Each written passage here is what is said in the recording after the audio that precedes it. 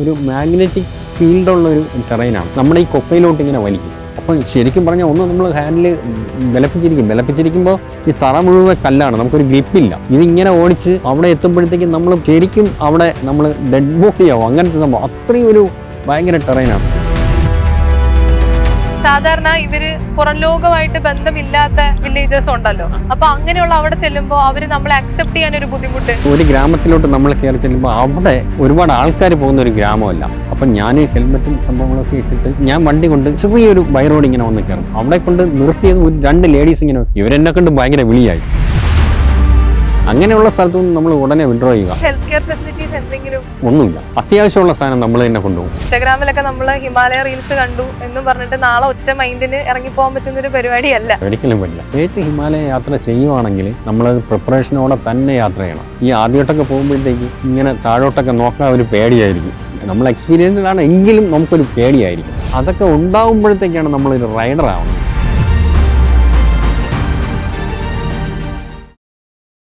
First റൈഡില് expense എത്രയായിരുന്നു? First റൈഡിൽ എനിക്ക് ഞാൻ ഒരുപാട് ഇതൊക്കെ വേണ്ടി വന്നല്ലോ, അതായത് പാസ് വേണ്ടി വന്നു, കുറെ പെർമിഷൻസ് ഒക്കെ വേണ്ടി വന്നല്ലോ. അല്ല, ഈ ഇത് നോർത്ത് ഈസ്റ്റിലും ഇപ്പം ലേ ലഡാക്ക് അല്ലെങ്കിൽ അങ്ങനെ പോകുന്ന സ്ഥലങ്ങളിൽ പോകുമ്പോൾ ഗവൺമെന്റ് ഓഫ് ഇന്ത്യയുടെ ഒരു പെർമിഷൻ വേണം. എപ്പം പോയാലാണ്. അപ്പോൾ അതിന് നമുക്ക് വലിയ ബുദ്ധിമുട്ടൊന്നുമില്ല. ഗവൺമെന്റ് ഓഫ് ഇന്ത്യയുടെ സൈറ്റിൽ കയറി നമ്മൾ രജിസ്റ്റർ ചെയ്ത് 400 രൂപ, ഒരു 450 രൂപ, ആ റേഞ്ചേ ഉള്ളൂ, അത്രയേ ഉള്ളൂ. പിന്നെ നമുക്ക് എക്സ്പെൻസ് വരുന്നത് ഒന്ന് ഈ യാത്രയുടെ എക്സ്പെൻസ്. അത് നമ്മൾ എങ്ങനെ യാത്ര ചെയ്യും. ഇപ്പം ഞാൻ യാത്ര ചെയ്യുന്നതിൻ്റെ ഒരു രീതി പറഞ്ഞുതരാം. ഞാൻ 1 വർഷം മുമ്പേ തയ്യാറാവും. ഞാനിപ്പോൾ ഈ യാത്ര കഴിഞ്ഞു 2025 യാത്ര. 25 യാത്ര കഴിഞ്ഞു. ഇപ്പോൾ 26 ഈ യാത്രയും കഴിഞ്ഞു. ഇപ്പം ഞാൻ പോയിട്ട് വന്ന കാസയിലാണ്. അപ്പോൾ ഈ യാത്ര കഴിഞ്ഞിട്ട് ഞാൻ എങ്ങനെ അടുത്ത യാത്രയ്ക്ക് തയ്യാറാവും? നമ്മുടെ കയ്യിൽ അങ്ങനെ ഭയങ്കര നമ്മൾ പണക്കാരൊന്നും അല്ലല്ലോ.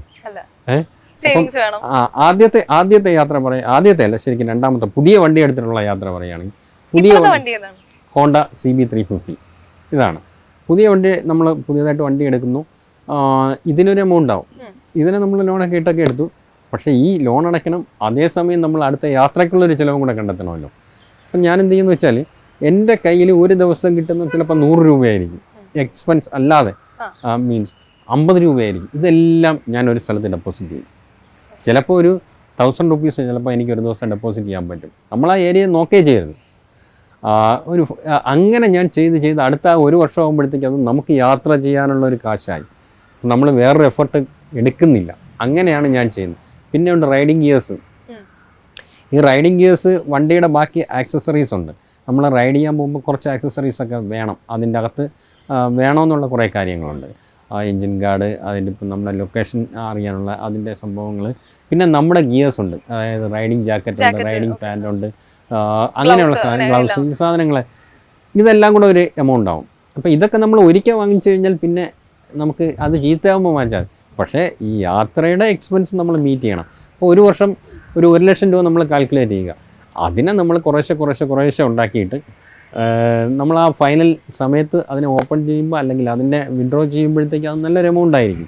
ഈ യാത്ര പോകുന്നവർക്ക് ഇപ്പം നമ്മൾ ഈ വർഷം നമ്മൾ ഇപ്പോൾ ആലോചിച്ചോളൂ, നമ്മളൊരു 1 ലക്ഷം രൂപ നമ്മൾ കയ്യിൽ നിന്ന് എടുത്തിട്ട് നമ്മൾ യാത്ര പോകണം.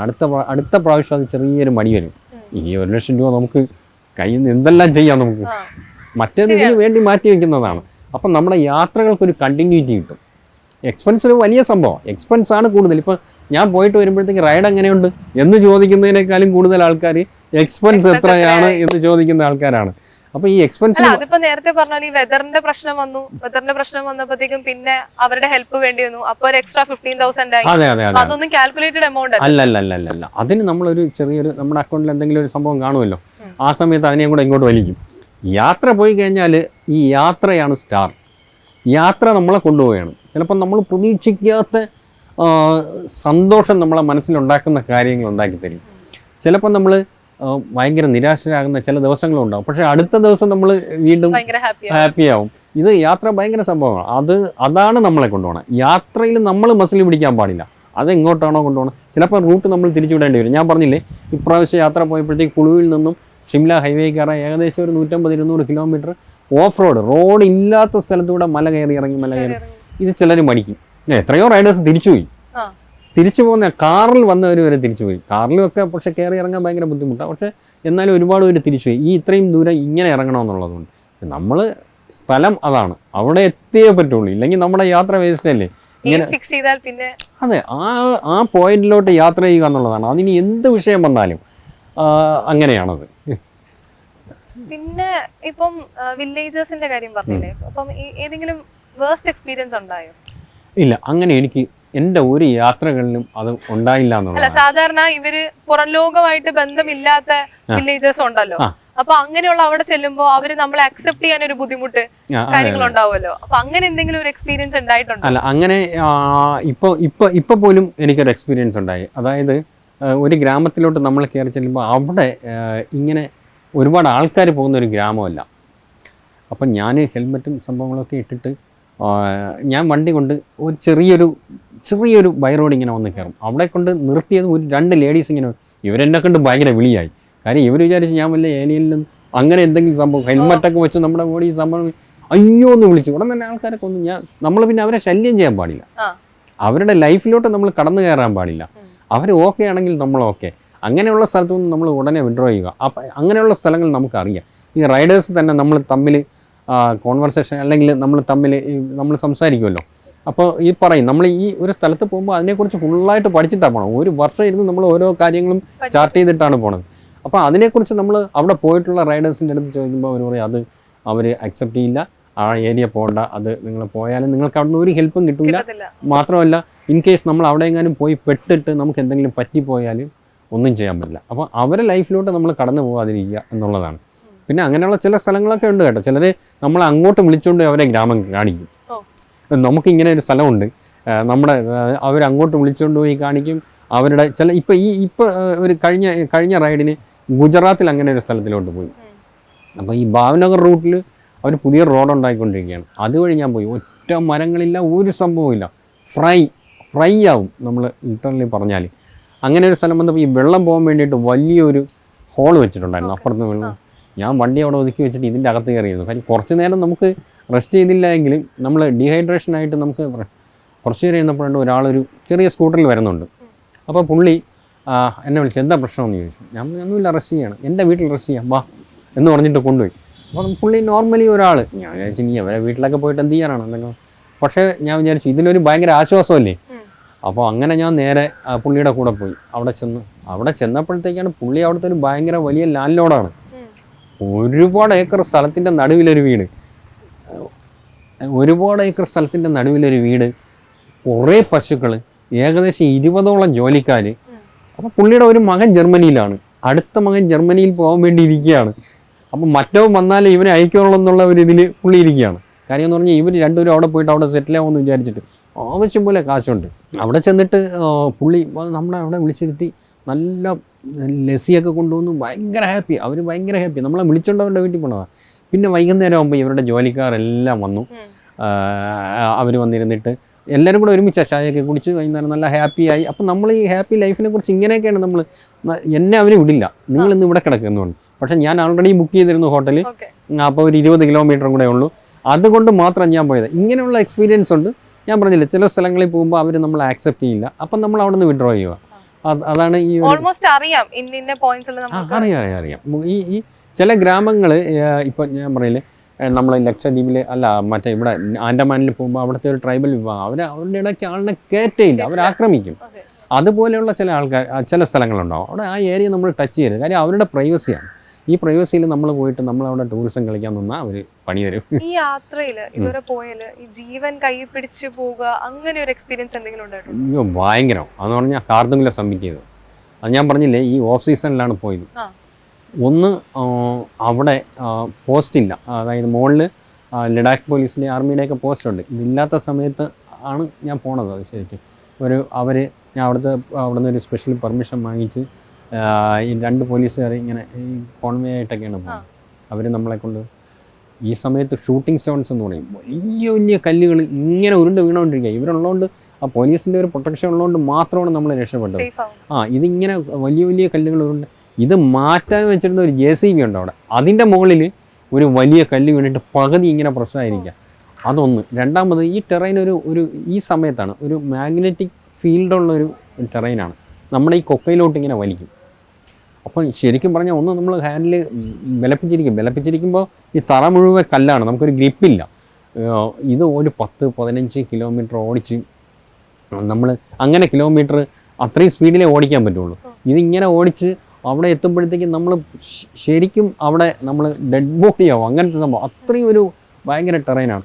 അവിടെ ചെന്നിട്ട് എനിക്കൊരു നമ്മളവിടെ ഇന്ത്യയുടെ ഫ്ലാഗൊക്കെ ഇങ്ങനെ ഹോസ്റ്റ് ചെയ്ത് പിടിച്ചു, ഫോട്ടോയൊക്കെ എടുത്തു. അത് കഴിഞ്ഞിട്ട് തിരിച്ച് ഒരു 5-10 മിനിറ്റ് കഴിഞ്ഞപ്പോൾ എനിക്ക് വോമിറ്റിങ്ങിൻ്റെ പ്രശ്നം, തലപ്പെരുപ്പ്, വോമിറ്റിങ്. നമ്മളിപ്പോൾ മരിച്ചു പോകുമെന്ന് വിചാരിക്കും ഇപ്പം. പക്ഷെ അവരുടൻ തന്നെ ഒരു ടാബ്ലറ്റ് എടുത്തിട്ട് വാട്ടറിൽ മിക്സ് ചെയ്ത് നമുക്ക് തന്നു. അത് കഴിച്ചിട്ട് ഇമ്മീഡിയറ്റ് ആയിട്ട് ഇറങ്ങാൻ പറയും. ഇറങ്ങുമ്പോഴും നമുക്ക് വണ്ടി ഓടിക്കാൻ വയ്യ. കാര്യം എന്ന് പറഞ്ഞാൽ ഈ വിരലൊക്കെ നമ്മളൊരു തിളച്ച വെള്ളത്തിൽ മുക്കി വെച്ചിരിക്കും പോലെയുള്ള വേദനയാണ്. തിരിച്ച് താഴെ ഇറങ്ങുമ്പോഴത്തേക്കാണ് നമ്മൾ ശരിക്കും ജീവനോടെ ഇങ്ങനെ താഴെ എത്തി എന്നുള്ളൊരു ഭയങ്കര ആശ്വാസം. അത് ഈ സമയത്തായതുകൊണ്ടാണ്. ഇതല്ലാതെ അവിടെ ഹെൽത്ത് കെയർ ഫെസിലിറ്റീസ് എന്തെങ്കിലും ഒന്നുമില്ല. അത്യാവശ്യമുള്ള സാധനം നമ്മൾ തന്നെ കൊണ്ടുപോകും. ഈ പനി, ചുമ മരുന്ന്, അത് സംഭവങ്ങൾ, നമുക്ക് എന്തെങ്കിലും അസുഖം ഉണ്ടെങ്കിൽ അതിൻ്റെ മരുന്ന്, ഇനി മുറിവേറ്റിട്ട് എന്തെങ്കിലും സംഭവം ഉണ്ടെങ്കിൽ വണ്ടി വീണിട്ട്, ഇങ്ങനെയൊക്കെയുള്ള സംഭവങ്ങളെല്ലാം ഞാനൊരു മെഡിക്കൽ കിറ്റ്, ഞാനെന്ന് മാത്രമല്ല എല്ലാ റൈഡേഴ്സിനും മെഡിക്കൽ കിറ്റ് അതൊരു ട്രെയിനിങ് ഉണ്ട്. ഒരു മെഡിക്കൽ കിറ്റ് നമ്മൾ എപ്പോഴും നമ്മൾ സൂക്ഷിക്കും, എന്തെങ്കിലും അത്യാവശ്യം ഉണ്ടെങ്കിൽ എടുക്കാനും ഒക്കെ ആയിട്ട്. പിന്നെ ഇവർ വന്നപ്പോൾ ആ പോലീസുകാർ തന്നതില്ലായിരുന്നെങ്കിൽ നമ്മളവിടെ ചത്തേനെ. അവർക്കറിയാമല്ലോ ഈ സംഭവങ്ങൾ. അപ്പോൾ അവർ താഴെ താഴെ എത്തിക്കഴിഞ്ഞാൽ ബോഡിയൊക്കെ ഭയങ്കര പെയിനാണ്. 35 കിലോമീറ്ററേ ഉള്ളൂ. പക്ഷേ നമ്മൾ അവിടെ കയറിയിട്ട് ഇറങ്ങുമ്പോൾ അത് ഓരോ ടെറൈൻ്റെ ഒരു സ്വഭാവമാണ്. അവിടെ കയറിയിട്ട് ഇറങ്ങുമ്പോൾ നമ്മുടെ ശരീരം ശരിക്കും തുണി അടിച്ച് നനച്ചിട്ട് അയലിട്ടതുപോലെ നമ്മൾ ഇങ്ങനെ കിടക്കും. 2 ദിവസം ആ കിടപ്പങ്ങ് കിടക്കും. അങ്ങനത്തെ ഭയങ്കര എക്സ്പീരിയൻസ് സംഭവങ്ങളൊക്കെയാണ്. കോവിഡ് ടൈം കഴിഞ്ഞ് പിന്നെ സെക്കൻഡ് ട്രിപ്പ് അത് എപ്പോഴായിരുന്നു? Second trip 2025-ലായിരുന്നു. അതാണ് അന്ന് ചൂസ് ചെയ്ത റൂട്ട്. അതെ. അതായത് ലെഫ്റ്റ് സൈഡ്. അതായത് ഞാൻ ഇവിടുന്ന് നേരെ കർണാടക, ഗോവ, മഹാരാഷ്ട്ര കയറിയിട്ട് അവിടുന്ന് നമ്മുടെ ആ ഒരു പോയിന്റിൽ ഇങ്ങനത്തെ അവിടുന്ന് നേരെ സീ റൂട്ട് പിടിച്ചിട്ട് നേരെ ബറോഡയിലെത്തി. ബറോഡയിൽ നിന്ന് പിന്നെ നേരെ ഡ്യൂ, അത് യൂണിയൻ ടെറിട്ടറിയാണ്. ഡാം ആൻഡ് ഡ്യൂ പഠിച്ചിട്ടില്ലെന്നും. അവിടുന്ന് നേരെ സോംനാഥ് ടെമ്പിൾ, സോംനാഥിൽ നിന്ന് നമ്മൾ നേരെ പോർബന്തർ, മഹാത്മാഗാന്ധി ജനിച്ച സ്ഥലം, അതും ഒരു പോർട്ട് സൈഡാണ്. അവിടെ നിന്ന് നേരെ ദ്വാരക, ശ്രീകൃഷ്ണൻ ഭരിച്ചിരുന്ന ദ്വാരകയില്ലേ അവിടെ. അത് കഴിഞ്ഞ് നേരെ രാജസ്ഥാനിലോട്ട് കയറിയാണ്. രാജസ്ഥാനിൽ ജയ്സാൽമീർ പോയി. ജയ്സാൽമീർ ആയിരുന്നു എൻ്റെ ഒരു റെസ്റ്റ് സ്ഥലം. കാര്യം ആ സമയത്താണ് എനിക്ക് ഇതുണ്ടായിരുന്നത്. അതായത് ഒരു 250 രൂപയായിരുന്നു ഒരു ബെഡിന്. അവിടുത്തെ ഒരു നല്ലൊരു ഹോസ്റ്റൽ, റേറ്റിംഗിൽ ഏറ്റവും നല്ല കൂടിയ ഒരു ഹോസ്റ്റലിൽ 250 രൂപ പെർ ഡേ ബെഡ്. അപ്പം ഒരാഴ്ചയിലൊരിക്കൽ ഒരു റെസ്റ്റ് ചെയ്യും. കാര്യം നമ്മുടെ ഈ തുണികളൊക്കെ വാഷ് ചെയ്തിട്ടിട്ട് അങ്ങനത്തെ സംഭവങ്ങളുണ്ടല്ലോ, ഒരു റെസ്റ്റും കൂടെ. അപ്പോൾ ജയ്സാൽമീർ അങ്ങനെയായിരുന്നു. അങ്ങനത്തെ സ്ഥലം നോക്കിയിട്ടാണ് നമ്മൾ റെസ്റ്റിംഗ് പോയിന്റ് വയ്ക്കുന്നത്. അപ്പോൾ അവിടെ 250 രൂപ ഒരു റൂം. അപ്പം 4 ദിവസം അവിടെ താമസിച്ചു, റൈഡ് ചെയ്തു. ഞാൻ എൻ്റെ വണ്ടി എടുത്തിട്ട് ഒരു അതിസാഹസം കാണിച്ചു. ഡെസേർട്ട് റൈഡ് ചെയ്യാമെന്ന് പറഞ്ഞിട്ട് ഡെസേർട്ടിലോട്ട് വണ്ടി ഓടിച്ചു പോയി. കുറച്ച് നേരം കഴിയുമ്പോൾ നമ്മുടെ ഈ വണ്ടിയുടെ വീലൊക്കെ അങ്ങ് താരും. അതൊക്കെ കഴിഞ്ഞിട്ട് ആരും ഹെൽപ്പ് ചെയ്യാൻ കാണില്ല ചുറ്റും. ഞാനൊരു സ്ഥലത്ത് നിർത്തിയിട്ട് ഞാനൊരു ചെറിയ കുന്നിൻ്റെ മുകളിൽ കയറി നോക്കിയപ്പോൾ ഒരു മനുഷ്യനില്ല. ഞാൻ വന്ന വഴി എനിക്കറിയത്തില്ല. അതാണ് ജീവിതം എന്ന് പറയുമ്പോൾ എൻ്റെ ജീവിതം അവിടെ ജീവിതം ആയാലും ഒരു മനുഷ്യനില്ല, വഴിയും കണ്ടിടും. പിന്നെ അവസാനം ഞാൻ ഏതൊക്കെയോ വഴി കൂടെ നടന്ന് ഒരു കല്ല് ഞാൻ അടയാളം വെച്ചിരുന്നു. അതിലെന്തോ ഒരു നമ്പർ ഇട്ടിരുന്നു. ഈ കല്ലിൻ്റെ അടയാളം വെച്ചിട്ടാണ് ഞാൻ ശരിക്കും ഇങ്ങോട്ടെത്തിയത്, നമ്മുടെ മെയിൻ റോഡിലെത്തി. ഇല്ലെങ്കിൽ നമുക്ക് അവിടെ അറിയാൻ പറ്റില്ല, ഒരു മനുഷ്യനുമില്ല. ഡെസേർട്ട് റൈഡ് പോണത് മറ്റേ സഫാരി, അതിന് വേറെ വണ്ടിയുണ്ട്, അതിലാണ് പോകുന്നത്. അത് വേറെ റൂട്ടാണ്. ഞാൻ പോയത് വേറെ റൂട്ടാണ്, ഒരാളില്ലാത്ത റൂട്ടാണ്. പിന്നെ ഞാൻ സഫാരിയിൽ അവിടെ റൈഡ് ചെയ്തു, അത് വേറെ വണ്ടിയിലല്ല, മറ്റേ കാറിൽ. അങ്ങനെയുള്ള എക്സ്പീരിയൻസ്. പിന്നെ അവിടെ നിന്ന് നേരെ ഞാൻ പഞ്ചാബ് കയറി. പഞ്ചാബിൽ ഈ പാകിസ്ഥാൻ ബോർഡർ പിടിച്ചാൽ പോയി. ശ്രീഗംഗാനഗർ അതുവഴി നേരെ അമൃത്സർ കയറി. അമൃത്സറിൽ നിന്ന് പത്താൻകോട്ട് പോയി. പത്താൻകോട്ടിൽ നിന്ന് ജമ്മുവിൽ വന്നു. ജമ്മുവിൽ നിന്ന് നേരെ ശ്രീനഗർ പോയി. അങ്ങനെയാണ് കയറിയത്. ഭയങ്കര രസമായിരുന്നു. ഈ സോജിലെ കയറിയിട്ട് ദ്രാസ്, കാർഗിൽ. അല്ല, ജമ്മുവിൽ അങ്ങനെ ഒരു പ്രശ്നമുള്ള സ്ഥലം അല്ല. ശരിക്കും പറഞ്ഞാൽ അവിടെ വേറൊരു ഇപ്പം മൊത്തം മാറി. ഇപ്പോഴത്തെ സംഭവം അത് വേണമെങ്കിൽ ഒരു ഭയങ്കര ഒരു സംഭവമായിട്ട് തന്നെ പറയാനുണ്ട്. ഇത് ഞാൻ അന്ന് ഒരു മീഡിയയിൽ പറഞ്ഞിട്ടുണ്ടായിരുന്നു. ഞാൻ ആ പഹൽഗാം വിഷയം നടക്കുമ്പോൾ ഞാൻ അവിടെ നിന്ന് റൈഡ് ചെയ്തുകൊണ്ടിരിക്കുന്നതാണ്.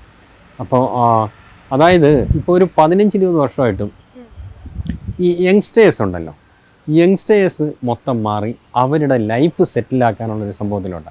ടെററിസം എന്ന് പറഞ്ഞൊരു സാധനം അവർ കൊച്ചിലെ അറിഞ്ഞതാണ്, പക്ഷെ അവർ ഫീൽ ചെയ്തിട്ടില്ല. ആ സമയത്ത് ഇപ്പോൾ അതങ്ങ് ബ്ലോക്കായല്ലോ. പാകിസ്ഥാന് ഇങ്ങനെ ഒരു അവസ്ഥയിലോട്ടായി.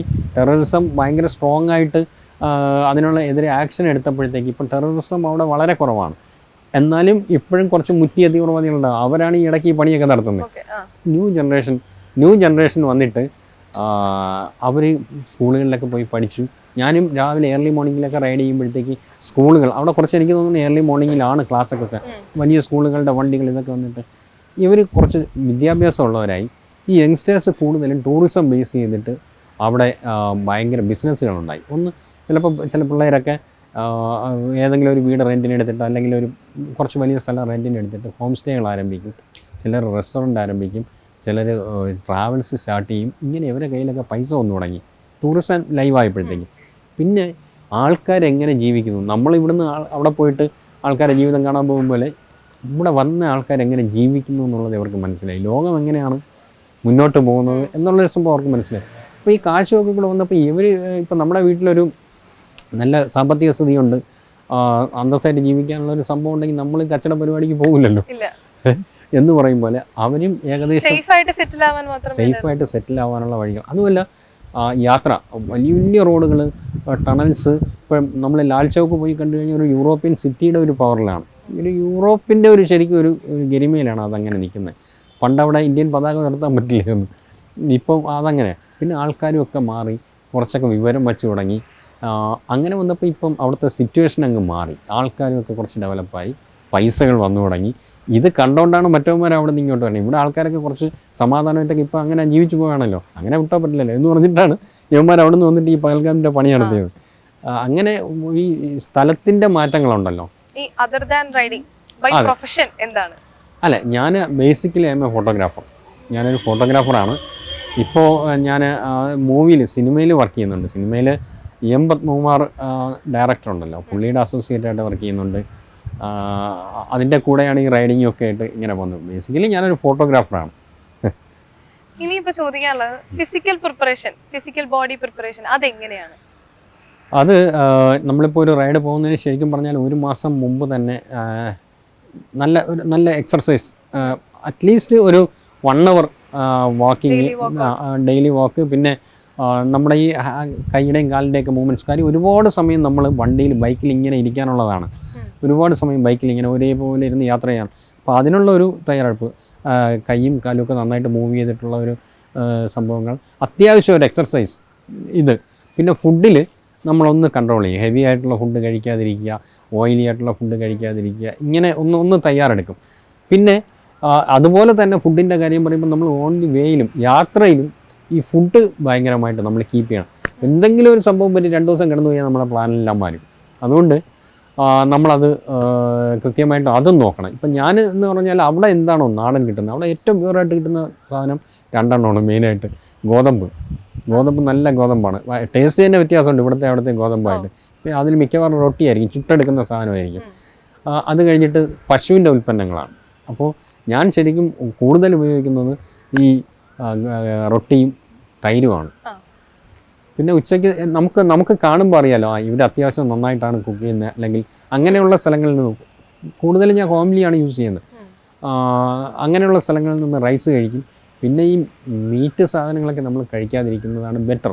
ഇപ്പോൾ ചില സ്ഥലങ്ങളിൽ പോകുമ്പോൾ ചിലപ്പോൾ അവിടുത്തെ സ്പെഷ്യാലിറ്റി മീറ്റായിരിക്കും. ഇപ്പോൾ കാശ്മീരിൽ പോയാൽ റിസ്ത എന്ന് പറഞ്ഞിട്ടൊരു സാധനമുണ്ട്. അവിടെ ഈ മട്ടണും ബീഫും ഒക്കെ ഇങ്ങനെ ഇടിച്ച് ചതച്ചിട്ട് അതിനെ കറിയാക്കി ഇങ്ങനെ തരുന്നൊരു സാധനമുണ്ട്, ഭയങ്കര ടേസ്റ്റാണ്. ഇത് നമ്മൾ കഴിക്കാതെ വരാൻ പറ്റില്ലല്ലോ. അപ്പോൾ അങ്ങനെയുള്ള ട്രഡീഷണൽ ഫുഡ് നല്ലതായിട്ടുള്ള സ്ഥലത്ത് എക്സ്പ്ലോർ ചെയ്യുക. ഫുഡിൻ്റെ സെറ്റപ്പ് നമ്മൾ പോയിട്ട് വരുന്നവരെയും അതിന് മുമ്പും നമ്മളത് കറക്റ്റായിട്ട് പാലിച്ചു പോയാലേ നമുക്ക് ക്ഷീണം വരാതിരിക്കും, നമ്മുടെ മൂവ്മെൻറ്റ്സ് ജോയിൻസ് ഒക്കെ കറക്റ്റായിരിക്കും. അത് ഒരു സംഭവമാണ്. നമ്മൾ ഒരു വർഷത്തെ തയ്യാറെടുപ്പെന്ന് പറയുമ്പോൾ അടുത്ത വർഷം നമ്മൾ ഈ യാത്ര പോവുകയാണെന്നുണ്ടെങ്കിൽ ഈ വർഷത്തിൻ്റെ ഒരു കണ്ടിന്യൂറ്റി ഇങ്ങനെ ഒരു റൈഡിങ് സ്റ്റൈൽ നമ്മളെ ലൈഫായിട്ട് അങ്ങ് മാറും, അങ്ങനെയായിട്ട് മാറും. അതാണ് അതിൻ്റെ ഒരു പ്രധാന സംഭവം. ഇപ്പം ഒരു ട്രാവലിംഗ് ആഗ്രഹിക്കുന്ന ഒരാള് അയാളുടെ ഒരു ബാക്ക് പാക്ക് എങ്ങനെയായിരിക്കും? മീൻസ് എന്തൊക്കെ തയ്യാറെടുക്കണം? അപ്പോൾ അത്യാവശ്യം നമുക്കുള്ള ഈ ഡ്രസ്സ് കാര്യങ്ങൾ, റൈഡിങ് ജാക്കറ്റ്, ഈ സംഭവങ്ങളൊക്കെ ഒഴികെ നമ്മുടെ ഈ മെഡിക്കൽ കിറ്റ് ഒരു എസെൻഷ്യലാണ്. പിന്നെ അത്യാവശ്യം നമുക്ക് ഒരു ദിവസം ഇപ്പം നമുക്ക് എന്താണ് കുറച്ച് ഫുഡിൻ്റെ ഒരു കുറവ് വന്നു, അല്ലെങ്കിൽ ഒരു സ്ഥലത്ത് ഫുഡ് കിട്ടിയില്ല, അല്ലെങ്കിൽ ഒരു ചായ കുടിക്കണം, അല്ലെങ്കിൽ നമുക്ക് അത്യാവശ്യം നമുക്ക് ഡീഹൈഡ്രേഷൻ വന്നു കഴിഞ്ഞാൽ നമ്മൾ അതിൻ്റെ എന്തെങ്കിലും ഡ്രിങ്ക്സ് സാധനങ്ങൾ ഇതെല്ലാം നമ്മൾ കരുതിയിട്ടാണ് പോകണം. ഒരു കോഫി അത്യാവശ്യത്തിന് കോഫി ഉണ്ടാക്കാം, പിന്നെ അതിനുള്ള സാധനങ്ങൾ ഒരു മാഗി വാങ്ങിച്ചു കഴിഞ്ഞാൽ നമുക്ക് ഫുഡ് ഒരു നേരത്തെ ഫുഡ് കഴിക്കാം. ഞാനിപ്പോൾ ഈ യാത്രയിൽ എന്ത് ചെയ്യുമെന്ന് വെച്ചാൽ എൻ്റെ കയ്യിൽ ഒരു കെറ്റിലുണ്ടായിരുന്നു. ഞാൻ വൈകുന്നേരം ആകുമ്പോഴത്തേക്ക് മുട്ട വാങ്ങിക്കും, എന്നിട്ട് കെറ്റിൽ ഫുള്ള് ബോയിൽ ചെയ്തിട്ട് ഈ മുട്ട അതിൻ്റെ അകത്തിട്ട് വെച്ചേക്കും. പല സ്ഥലങ്ങളിലും നമുക്ക് ഫുഡ് ചിലപ്പോൾ അവിടുത്തെ ഓയിൽ ഇഷ്ടപ്പെടില്ല, മസാല ഇഷ്ടപ്പെടില്ല, അങ്ങനെ ഇത് വരും. എന്നിട്ട് ഞാൻ ബ്രെഡോ അല്ലെങ്കിൽ എന്തെങ്കിലും സാധനങ്ങൾ വാങ്ങിച്ചിട്ട് ജാമോ ഒക്കെ വാങ്ങിച്ചിരിക്കും. ഈ മുട്ടയും ബ്രേക്ക്ഫാസ്റ്റ് അതായി. മനസ്സിലായോ? അങ്ങനെയുള്ള സംഭവങ്ങൾ. ഇപ്പോൾ ഒരു മാഗി വാങ്ങിച്ചാൽ തന്നെ അല്ലെങ്കിൽ കപ്പ് നൂഡിൽസ് വാങ്ങിച്ചാൽ തന്നെ നമുക്ക് അതിൻ്റെ അകത്ത് ഹോട്ട് വാട്ടർ യൂസ് ചെയ്യാം, മാഗി ഉണ്ടാക്കാം, അത്യാവശ്യ സാധനങ്ങളൊക്കെ ഇപ്പോൾ വേണമെങ്കിൽ ഒരു കഞ്ഞി ഉണ്ടാക്കി കഴിക്കാം, അതിൻ്റെ കൂടെ ഒരു ബോട്ടിൽ ചമ്മന്തി കൊണ്ടുപോയാൽ മതി, അച്ചാർ എന്തെങ്കിലും കൊണ്ടുപോയാൽ മതി. അങ്ങനെയുള്ള സാധനങ്ങൾ നമ്മൾ കരുതിയിട്ടാണ് പോകുന്നത്. കത്തി, പ്ലേറ്റ് എന്ന് തുടങ്ങി സകല സാധനങ്ങളും, അത്യാവശ്യം ഇലക്ട്രിക് സാധനങ്ങൾ, പിന്നെ ഇലക്ട്രിക് എന്ന് പറഞ്ഞാൽ എക്സ്റ്റൻഷൻ കോഡ്, ഇങ്ങനെയുള്ള പവർ ബാങ്ക്, ഇങ്ങനെയുള്ള സാധനങ്ങൾ, അഡീഷണൽ ഒരു മൊബൈൽ കൊണ്ടുപോകും. ഇതൊക്കെ നമ്മൾ നോർമൽ പാക്കിങ്ങിലുള്ളതാണ്. സാറ് പറഞ്ഞതിൽ നിന്ന് എനിക്ക് മനസ്സിലാവുന്നത് എന്താണെന്ന് വെച്ചാൽ, ഇപ്പൊ ഇൻസ്റ്റാഗ്രാമിലൊക്കെ നമ്മൾ ഹിമാലയ റീൽസ് കണ്ടു എന്നും പറഞ്ഞിട്ട് നാളെ ഒറ്റ മൈൻഡിന് ഇറങ്ങി പോകാൻ പറ്റുന്ന ഒരു പരിപാടിയല്ല. ഒരിക്കലും പറ്റില്ല. പ്രത്യേകിച്ച് ഹിമാലയ യാത്ര ചെയ്യുവാണെങ്കിൽ നമ്മളത് പ്രിപ്പറേഷനോടെ തന്നെ യാത്ര ചെയ്യണം. ഒരുപാട് പേര് വരുന്നുണ്ട്, ഒരുപാട് എന്നെ വിളിക്കുന്നുണ്ട്, ചേട്ടൻ ഇങ്ങനെ പോയതല്ലേ, എന്താണ് നമ്മളതിൽ തയ്യാറെടുപ്പ് നടത്താനുള്ളത്, എന്തൊക്കെയാണ്, കാശ് എത്ര, വണ്ടി എങ്ങനെ ഇരിക്കണം, അതെങ്ങനെ, ഈ വണ്ടി അവിടെ കയറുമോ ഇവിടെ കയറുമോ, നമ്മുടെ റൈഡിങ് ഇതിൻ്റെ കുറിച്ചിട്ടൊക്കെ ചോദിക്കുന്നുണ്ട്. എല്ലാവരുടെ അടുത്തും ഞാൻ കൃത്യമായിട്ട് കാര്യം പറഞ്ഞു കൊടുക്കും. കാര്യം നമ്മളവരെ മിസ്ഗൈഡ് ചെയ്ത് കഴിഞ്ഞാൽ ഇവർ ഏതെങ്കിലും ഒരു അവസ്ഥയിൽ പോയി പെട്ടിട്ട് ഇവർ ഇയാൾ അന്ന് അങ്ങനെയാണല്ലോ പറഞ്ഞു എന്ന് പറയും. അപ്പം ഞാൻ കറക്റ്റായിട്ട് അത് ഞാൻ അവരുടെ അടുത്ത് പറഞ്ഞു കൊടുക്കും. ഒരല്പം കൂട്ടി പറഞ്ഞു കൊടുക്കും. കൂട്ടി പറയുമ്പോൾ എന്താണെന്ന് വെച്ചാൽ അവർ വിചാരിക്കും, അയ്യോ ഇത് ഇങ്ങനെയാണല്ലോ എന്ന് പറഞ്ഞു, ഇത്രയേ ഉള്ളോ എന്നുള്ളൊരു ലെവലിലോട്ട്. അതെ അതെ അതെ അതെ അതെ. പോകാൻ ആഗ്രഹിക്കുന്ന യങ്സ്റ്റേഴ്സിനോട് എന്താണ് പറയാനുള്ളത്? അല്ല, പോവുക, റൈഡ്, യാത്ര എന്ന് പറയുന്നത് ശരിക്കും നമ്മുടെ ഒരു ജീവിതത്തിൻ്റെ ഒരു താളമാണ്. ജീവിത യാത്രയിൽ ഈ യാത്രകളാണ് നമ്മളെ പരിവപ്പെടുത്തുന്നത്, അല്ലേ? അപ്പം മറ്റുള്ളവരെങ്ങനെ ജീവിക്കുന്നു എന്ന് കാണുക. നമ്മളിവിടെ എന്താണ്, രാവിലെ എണീക്കുന്നു, പുട്ടും കടലയും കഴിക്കുന്നു, ഉച്ചയാകുമ്പോഴത്തേക്ക് അല്ലെങ്കിൽ ജോലിക്ക് പോകുന്നു, അതെ ജോലിക്ക് പോകുന്നു, ഉച്ചയാകുമ്പോൾ ഊണ് കഴിക്കുന്നു, മീൻ ചോറ്, അത് കഴിഞ്ഞ് വൈകുന്നേരം വീണ്ടും ഒന്നുകിൽ എന്തെങ്കിലും സാധനങ്ങൾ ഇങ്ങനെ കിടന്നുറങ്ങുന്നു, നാളെ രാവിലെ വീണ്ടും എണീക്കുന്നു. ഇങ്ങനെ നമ്മൾ ഉണ്ടാക്കും. മലയാളികളുടെ ഒരു ലൈഫ് സ്റ്റൈലിൽ എനിക്ക് ഏറ്റവും ഇതുള്ളത് ഒരു ആക്രാന്തമാണ്. അതായത് കാശ് ഉണ്ടാക്കുക എന്നുള്ളത്. ഈ കാശ് ഉണ്ടാക്കി കഴിഞ്ഞ് ഇതെടുത്ത് ചിലവാക്കാൻ ഭയങ്കര മടിയാണ്. ഞാൻ പല സ്ഥലത്തും കണ്ടിട്ടുള്ളൊരു സംഭവം. ഇത് ചിലവാക്കാൻ ഇത് ആവുമല്ലോ, 1 ലക്ഷം രൂപയാണ്, പോണ്ട എന്ന് വിചാരിക്കും. ഇതെന്താ ചെയ്യുന്നത്? ഇത് മക്കൾക്ക് വേണ്ടിയിട്ട് ഉണ്ടാക്കി വെക്കുകയാണ്. ഈ മക്കളിത് യൂസ് ചെയ്യോ ഇല്ല എന്നുള്ള അറിയില്ല. കാര്യം പല പിള്ളേരും ഇപ്പം എബ്രോഡ് പോയി കഴിഞ്ഞാൽ അവർ വരുന്നില്ല, വീടുകളെല്ലാം അടച്ചിട്ടേക്കാം. അതുകൊണ്ട് ഞാൻ പറയുന്നത്, ഈ കാശൊക്കെ എടുക്കുക, എല്ലാം എടുത്തില്ലെങ്കിലും കുറച്ചെങ്കിലും എടുത്തിട്ട് യാത്ര പോവുക, സന്തോഷിക്കുക, നല്ല ആഹാരങ്ങൾ കഴിക്കുക, സ്ഥലങ്ങൾ കാണുക, കുടുംബത്തോടൊപ്പം ഒക്കെ അല്ലെങ്കിൽ വൈഫിനോടോ മക്കളോടോ നല്ല യാത്ര ഒരു നമ്മളെ ജീവിതത്തിനെ മാറ്റിമറിക്കും ഈ സാധനം. നല്ല ഫുഡ്. ചോദിച്ചോട്ടെ, ഈ യാത്രകൾ എങ്ങനെയാണ് സാറിന്റെ ലൈഫിൽ എന്തെങ്കിലും മാറ്റം വരുത്തുമോ? ഉറപ്പായിട്ടും. ഇപ്പം ഏതവസ്ഥയിലുണ്ട്, ഇപ്പം ഒരു റൈഡർ എന്ന് പറയുമ്പോൾ ഇതാണ്, ഏതവസ്ഥയിലും പിടിച്ച് നിൽക്കുക. ക്ലൈമറ്റിൻ്റെ കാര്യത്തിലായാലും ചിലപ്പോൾ ഒരു 2 നേരം ഫുഡ് കഴിക്കാതെയൊക്കെ നമുക്ക് വണ്ടി ഓടിക്കേണ്ടി വരും. രാവിലെ എന്തെങ്കിലും കഴിച്ചിട്ട് ഇറങ്ങുന്ന ഒരു സാധനം, കുറച്ചും കൂടെ അങ്ങോട്ട് പോയിട്ട് നമുക്ക് കഴിക്കാം എന്ന് പറഞ്ഞിട്ട് പോകുന്ന സാധനം ചിലപ്പോൾ ഒരു 100 കിലോമീറ്റർ ഒരു റെസ്റ്റോറൻറ്റും കാണില്ല, ഒന്നും കാണില്ല. ഇങ്ങനെ പോകണ്ട 2 3 നേരം ഈ ഒന്നും. അപ്പം നമ്മുടെ കയ്യിലിരിക്കുന്ന എന്തെങ്കിലും സാധനങ്ങൾ വെച്ച് അഡ്ജസ്റ്റ് ചെയ്യുക എന്നുള്ളതേ ഉള്ളൂ. ഡീഹൈഡ്രേഷനൊക്കെ ഉണ്ടാകാതെ എന്തെങ്കിലും സാധനങ്ങൾ നമ്മൾ വെച്ചേക്കുന്നത്. പിന്നെ ചിലപ്പം ഇന്നിപ്പം ഞാൻ ഒരു 5:30 മണി 6 മണിയായപ്പോൾ ഒരു സ്ഥലത്തെത്തി. ഇവിടെ ഒരു ഹോട്ടലിൽ താമസിക്കാനാണ് ഞാൻ ഇന്ന് പ്ലാൻ ചെയ്തിരുന്നത്. പക്ഷേ കുറച്ചുകൂടെ റൈഡ് ചെയ്യാം എന്ന് പറയുമ്പോൾ ചിലപ്പോൾ അടുത്ത സ്ഥലം ഒരു 200 കിലോമീറ്റർ കഴിഞ്ഞിട്ടായിരിക്കും ഒരു ഹോട്ടൽ കാണുന്നത്. ചിലപ്പം 10 മണി 12 മണിയാവും. പിന്നെ അവിടെ പോയി സ്ഥലം കണ്ടുപിടിക്കുക, ഇത് ഭയങ്കര ടയറിങ് ആണ്. അപ്പം അങ്ങനെയൊക്കെയുള്ള സംഭവങ്ങളൊക്കെ ഉണ്ട്. അതൊക്കെ ഉണ്ടാകുമ്പോഴത്തേക്കാണ് നമ്മളൊരു റൈഡർ ആവണത് ശരിക്കും. അല്ലാതെ നമ്മൾ സ്മൂത്തായിട്ട് പോയിട്ട് അവിടെ എല്ലാം പോയി നല്ല ഈ പ്രശ്നങ്ങളും എല്ലാം ഉണ്ടാകുമ്പോഴത്തേക്കാണ്, ഇതിനെല്ലാം ഫേസ് ചെയ്യുമ്പോഴാണ് നമ്മളൊരു റൈഡർ ആവണത്. ഇതിൻ്റെ നമ്മളെ ജീവിതത്തിനെ കരുപിടിപ്പിക്കും. ഒരു കാര്യത്തിലും ഒരു നിർബന്ധമില്ല. എന്താണുള്ളത്, ഓക്കെ ഇത് മതി, ഇങ്ങനത്തെ ഒരു ആറ്റിറ്റ്യൂഡാണ് നമുക്ക്. ഇപ്പോൾ അത് 1-2 റൈഡ് പോയി നോക്കുമ്പോൾ അറിയാം, ആ അവസ്ഥയിലാണ് നമ്മൾ പോകുന്നതും വരുന്നതും ആസ്വദിക്കാൻ പറ്റും. കാര്യം ഇപ്പോൾ നമുക്ക് സംസാരിക്കുന്ന കാര്യത്തിലായാലും എല്ലാം ഒരാളിനെ ഹാപ്പിയാക്കി നിർത്തുക, ഇല്ലേ? അത് ഈ മറ്റുള്ളവർ നമ്മളുമായിട്ട് സംസാരിക്കുമ്പോൾ അവരുടെ ലൈഫിൽ നിന്ന് നമുക്ക് കിട്ടുന്ന ഒരു സാധനമാണ്. നമ്മളടുത്ത് പെരുമാറുന്നത്. അപ്പം ജീവിതം ശരിക്കും കരുപിടിപ്പിക്കുന്നത് യാത്രകളാണ്. ഈ യാത്രകൾ എങ്ങനെ ജീവിതത്തിനെ കരുപിടിപ്പിക്കും? മറ്റുള്ളവരെങ്ങനെ ജീവിക്കുന്നു എന്ന് കാണുമ്പോഴത്തേക്കാണ്. ചിലപ്പോൾ നമ്മൾ വിചാരിക്കും അയ്യോ നമ്മൾ ഇത്രയും സുഖസൗകര്യത്തിലാണല്ലോ ജീവിക്കുന്നത്, ഇത്ര എന്നും വേണ്ട. ചിലർ വിചാരിക്കും അവർ അടിപൊളിയായിട്ട് ജീവിക്കുന്നത്, കുറച്ചുകൂടെ നമുക്കൊന്ന് ഡെവലപ്പ് ചെയ്യാം എന്നുള്ള സംഭവങ്ങളൊക്കെ ഉണ്ടാകും. ഇതാണ് നമ്മുടെ ഈ യാത്രകൾ നമ്മുടെ ജീവിതത്തിനെ സ്വാധീനിക്കുന്നത്. സാറിന്റെ ഈ ഒരു സെഷൻ എല്ലാവർക്കും യാത്രകൾ പോകാൻ ഇൻസ്പിറേഷൻ ആവും. അതുപോലെ തന്നെ ഹിമാലയൻ യാത്ര പോകാൻ ആഗ്രഹിക്കുന്നവർക്ക് കുറെ കൂടെ ഇൻഫോർമേറ്റീവ് ആയിട്ടുണ്ടെന്ന് നമുക്ക് പ്രതീക്ഷിക്കുന്നു. Thank you sir. Thank you.